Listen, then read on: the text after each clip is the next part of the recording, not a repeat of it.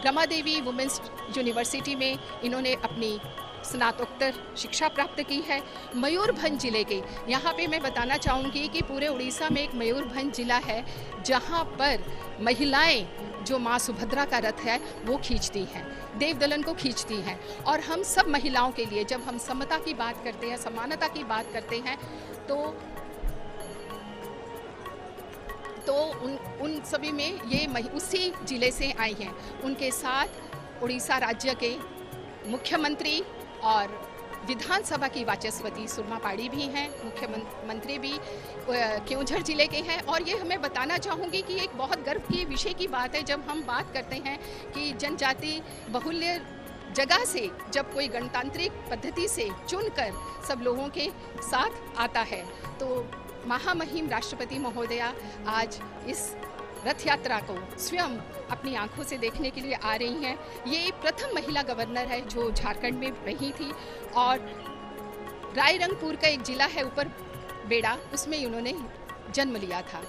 और हम सभी का मन गर्व से भर उठता है, अभिभूत उठता है जब हम देखते हैं कि एक महिला जो ये राष्ट्रपति पदवी में पहुंच सकती हैं। और ये कहना भी अतियोक्ति नहीं होगी कि जब पूरा देश में जब हम कहते हैं कि सबल का राज चलता है, कौन बनते हैं जो बहुत बलशाली हैं, तो उस समय यहाँ पर हम लोग के महिलाओं का प्रतिनिधित्व करते हुए हम लोग को राष्ट्रपति महोदया आई हैं। यहाँ की भारत की उड़ीसा से संस्कृति है जब आज हमारे उड़ीसा राज्य में एक मुख्यमंत्री हैं, एक उप मुख्यमंत्री हैं और एक महिला उप मुख्यमंत्री हैं। तो जिस तरह से जगन्नाथ प्रभु, बलभद्र और सुभद्रा तीन भाई बहन एक साथ होते हैं, उसी तरह का ये एक प्रतीकात्मक रूप उन्होंने शासन के करने के लिए दिया है जहाँ पे एक मुख्यमंत्री पुरुष है, एक उप मुख्यमंत्री पुरुष है और एक महिला उप मुख्यमंत्री है। और विधानसभा की वाचस्पति जिस तरह से हमारे श्री मंदिर की अधिशात्री देवी लक्ष्मी जी हैं, तो महिलाओं का जो जितना योगदान है उसमें वाचस्पति भी महिला हैं, श्रीमती सुरमा पाड़ी। केंद्रीय मंत्री जो शिक्षा मंत्री हैं, उच्च शिक्षा के मंत्री हैं धर्मेंद्र प्रधान जी, तो इन सबको हम पाकर सभी जो हैं उड़ीसा वासी को बहुत गर्व अनुभव होता है। लेकिन जब भगवान के सामने हम जाते हैं तो मन कह ही उठता है, मैली चादर ओढ़ के कैसे द्वार तुम्हारे जाऊं, हे पावन परमेश्वर मैं तो मन ही मन मुस्काऊं। हमने तो ये मनुष्य का जीवन लिया, इस मनुष्य के जीवन में कितने पाप पुण्य किए, तुमने तो सुंदर चादर दी थी उसको मैली कर दी, अब कैसे जाऊं। और कहते हैं जग में रहूं तो ऐसे रहूं जैसे कमल का पत्ता रहे, मेरे सब गुण दीप समर्पित हैं गोपाल तुम्हारे हाथों में, नंदलाल तुम्हारे हाथों में। हम अपने को नंदलाल के हाथों में दे दिए हैं, गोपाल के हाथों में दे दिए हैं। और जगन्नाथ प्रभु उन्हीं अब गोल नेत्रों से सभी को समदृष्टि से देखते हुए सभी को देख रहे हैं। इस तरह से हम देख रहे हैं कि अब धीरे धीरे प्रभु को रथ यात्रा के समय जब वो रथ पे हैं, बहुत ही सुंदर नथ फूलों की बनी हुई बलराम जी के नसिका में ओढ़ी गई है और पद्म फूलों का हार दिया गया है।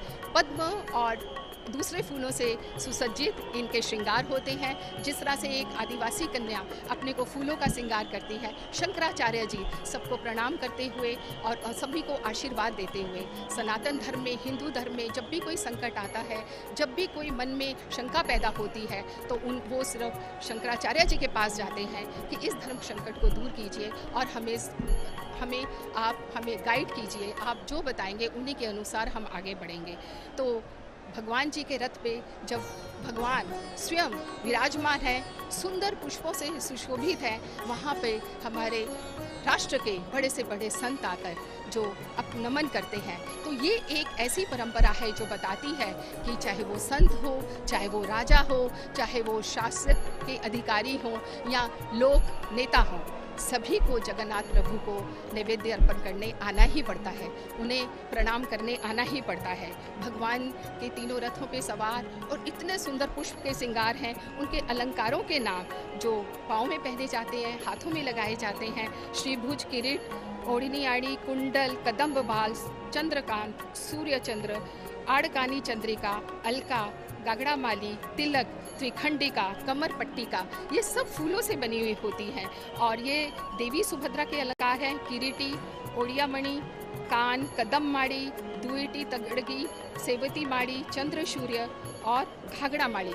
तो ये जो मालाएं अलग अलग बनी होती है, कोई उनके कमर में, कोई कंधे पे, ये सब सजाई जाती हैं। और श्री जगन्नाथ के जो स्वर्ण अलंकार है, किरीटी, श्रीभुज, श्रीपेयर, कादम्बड़ी माड़ी, कान, तावीज माड़ी, चंद्र सूर्य, आड़कानी, घाघरा माली, चंद्रिका, अलका और बहाड़ा माड़ी, सेवती माड़ी। तो इतनी तरह के उनके अलंकार होते हैं जिस अलंकारों से वो सुशोभित होते हैं। तो हमें कभी कभी लगता है कि हम प्रभु को किस नज़र से देखें, उन्हें भोगी की नज़र से देखें जो इतने अलंकार में जड़ित रहते हैं, या भोगी की नज़र से जो भक्त के 2 फूलों से, केवल मात्र 2 हाथ उठा के प्रणाम करने से ही वो उनके भक्तों के लिए दौड़ कर चले आते हैं। कवि जैसे कहता है, गज अरुग्राह लड़े जल भीतर, दारुण द्वंद्व मचाए हो, गज के टेर सुनी रघुनंदन, गरुड़ छोड़कर आए हो। जब गज और ग्राह में जब लड़ाई होती है पानी के अंदर, तो हाथी जब पुकारता है तो भगवान गरुड़ अपना जो उनके जो वाहन है गरुड़ को भी त्याग के दौड़े चले आते हैं। वो तो सिर कहते हैं केवल एक क्षण मात्र की देर है, हे भक्तों तुम मुझे पुकार कर देखो। मुझे जैसे ही टेर मिलती है मैं कोई अपने वाहन की चिंता नहीं करता, पत्नी की चिंता नहीं करता, परिवार की चिंता नहीं करता, मैं साथ साथ दौड़े आता हूँ। तो ये जो पुष्पालक है, जो पुष्पालक सेवायत हैं, वो विभिन्न बगीचों से ये फूल को इकट्ठा करते हैं और उसको बहुत ही सुंदर कर्ण फूल, नथनी, श्रीपेयर, जो हाथों में कंगन पहने जाते हैं, उन तरह के वो जेवर बनाते हैं और उन्हीं आभूषणों से सभी विग्रहों को विभिन्न रथों पे सजाया जाता है। और यहाँ पर अभी हमारे उड़ीसा राज्य के पूर्व मुख्यमंत्री श्रीयुक्त नवीन पटनायक जी पधारे हैं और उन्होंने बहुत ही सरलता से, विनय भाव से अपना प्रणाम राष्ट्रपति महामहिम, केंद्रीय मंत्री और अभी के जो मुख्यमंत्री हैं उनको देते हुए, तो ये एक विनम्रता दिखाती है हमारे उत्कल समाज की कि आप क्षमता में रहें या ना रहें, लेकिन एक दूसरे के साथ सौहार्द भाव रहता है, एक दूसरे के साथ प्रेम रहता है, एक दूसरे को सम्मान करना। ये उड़ीसा राज्य की संस्कृति पूरे विश्व को सिखाती है कि हमें भगवान के द्वार में हम कभी भी अपनी पदवी को लेके ऊंच नीच नहीं कर सकते, हमें सबको सम्मान देना है, सबको स्नेह के साथ रहना है। इस तरह के जब लोकनायक ये वाली वार्ता सब लोगों को देते हैं तो लोगों में शांति और सौहार्दपूर्ण बना रहता है। कई लोग कहते हैं कि राजनीतिक लोग जब आते हैं पूजा देखने या ये करने तो उनका प्रभाव लोगों पे पड़ता है। जी हाँ, ये लोकतंत्र है, हमारे ये जो जगन्नाथ संस्कृति है वो लोकतंत्र पे आधारित है। यहाँ के राजा प्रथम सेवक है, वो तो सबके सामने विनय की मुद्रा में आके भगवान के आगे आशीर्वाद लेते हैं और जिसको छेरा पोहरा कहते हैं, झाड़ू स्वयं हाथों से मारते हैं। तो ये पद्धति तो वर्षों पुरानी, सदियों पुरानी, युगों पुरानी है और उसी पद्धति को कहीं ना कहीं यहाँ के नेता, लोक नेता के रक्त में, ये उनकी मानसिकता में है। तो लोकतंत्र का जो असली रूप है वो उड़ीसा राज्य सभी को दिखाता है।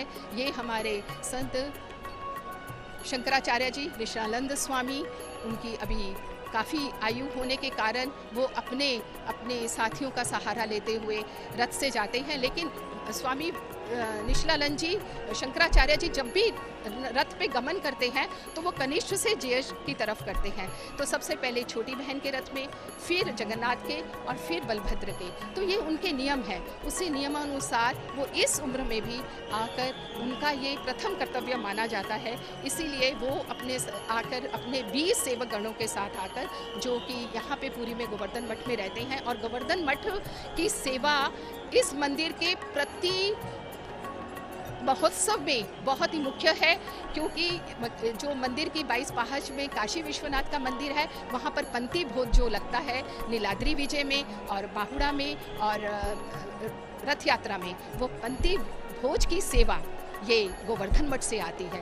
तो हमारे प्रभु जगन्नाथ के चारों तरफ जितने भी मोहल्ले हैं, जिसको उड़िया भाषा में साही कहते हैं, वो सात साही हो, चाहे वो यहाँ के मठ हो, सभी की कुछ ना कुछ पवित्र, अनोखी, अद्भुत सेवा इस मंदिर की सेवा से जुड़ी रहती है।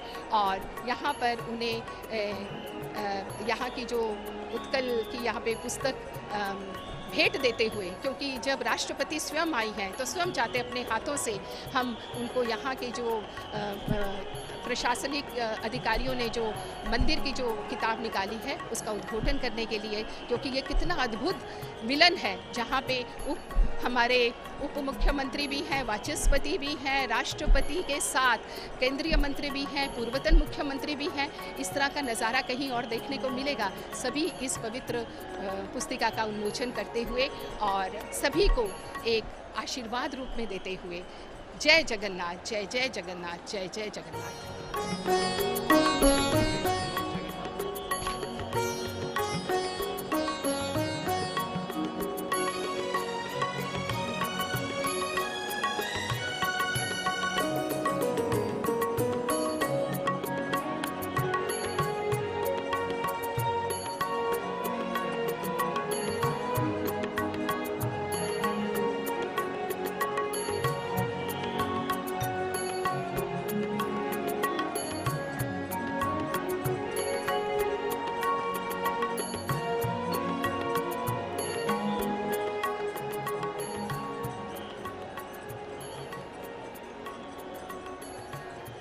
All glories to Lord Jagannath, Jai Jagannath.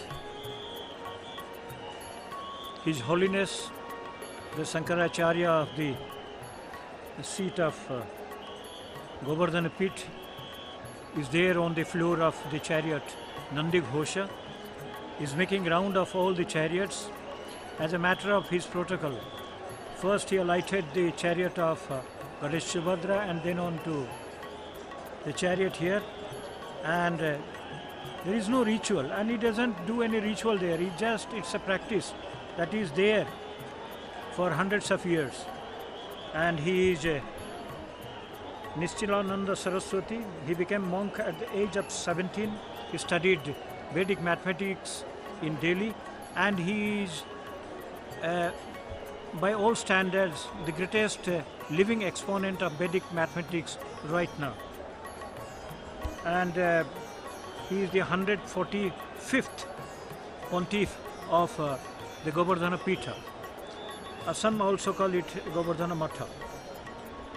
So 145th on the line, and he is a highly respected pontiff known for his utmost simplicity. And he is the president of Mukti Mandapa, the body of the learned Brahmins. And he is accompanied by the Danda Swamis or the Dandis. They are wielding the sticks. He comes and makes rounds on the chariots to offer his obeisance, but no rituals. Only thereafter the Gajapati Maharaja has to come for the ritual of Chera Pahara or the holy sweeping. And he is helped by the other Dande Swamis of the Matha, the Govardhana Pitha. Monastic institutions and monastic orders or monasteries or mutts were started all over the place for years. About 100 are left, and now that we find very few are left, but only 26 of the existing ones are directly connected to the running of the rituals of Sri Jagannatha temple these days. And particularly the mutt or the pitha that he belongs to, Sri Nishchilananda Saraswati, they have the motto Pragyanam Brahma or Pragyanam Brahma, that is the consciousness, the divine consciousness is the only truth. That is what is impregnated into the rituals of followed in the temple of Lord Jagannatha here at Puri. And when Lord Jagannatha was coming in Pahandi, his regal style of walking down the stairs or even the grand road to alight the chariot, the movement explained the theory of Pragyanam Brahma. There is non-duality, and Brahma is one, that is, and Brahma is not anything outside, it is the consciousness that is there in everyone. Consciousness is Brahma. And when Adi Sankara established 4 cardinal mutts in different parts, now the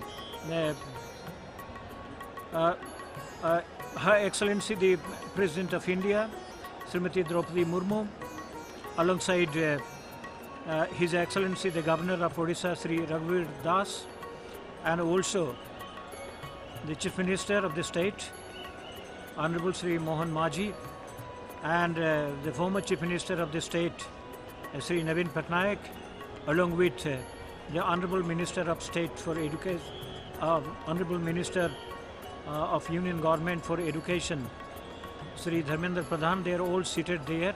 They have come to be a part of the celebration. And very importantly, today, on this day particularly, on this Srigundicha day, there is no state function that is allowed. Even though Lord Jagannatha is not officially declared to be the state deity, but still then, it is the love of the people, it is the belief of the people, it is the practice of the people that everybody is attached to Lord Jagannatha that day. The Pontiff of Govardhana Pitha has grown older definitely, but not in spirits. He is helped in the wheelchair to go in rounds of the chariots before he takes the exit to go back to Purvamanya Sri Govardhana Pitha. And the Pitha was in charge of the earliest of the Vedas, Rig Veda, and Upanishads is Aitreya Upanishads, wherein Pragyanam Brahma is extracted.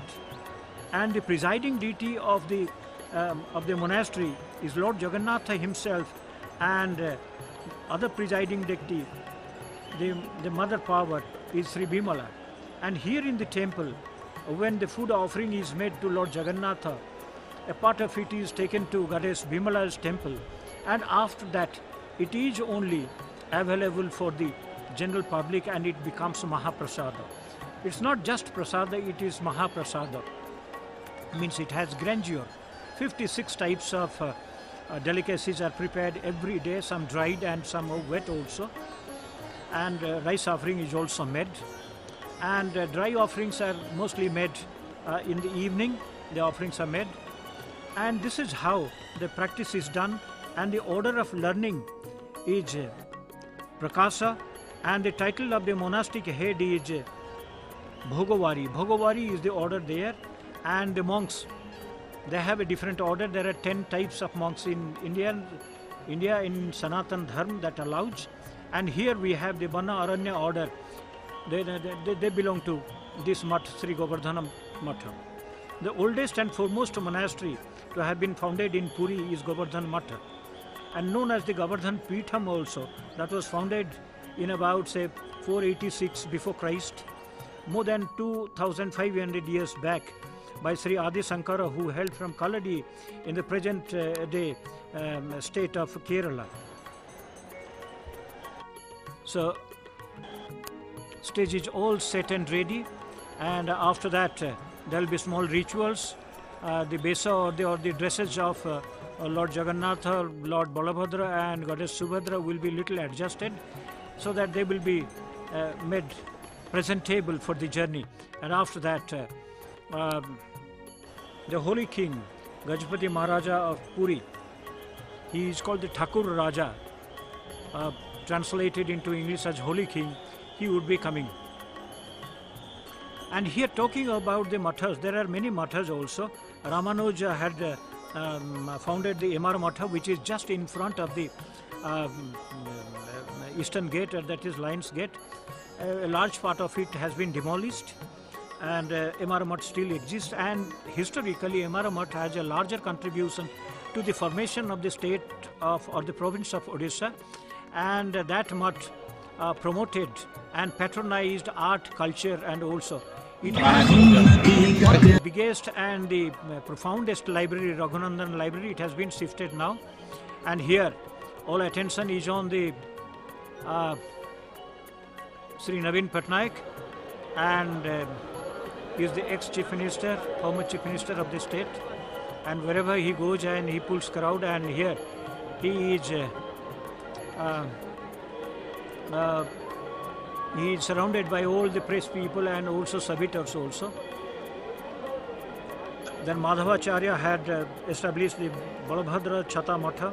Then Sri Chaitanya, one of the biggest propounders of Vaishnavite tradition, he established the Radhakanta Matha. And they people, they come with the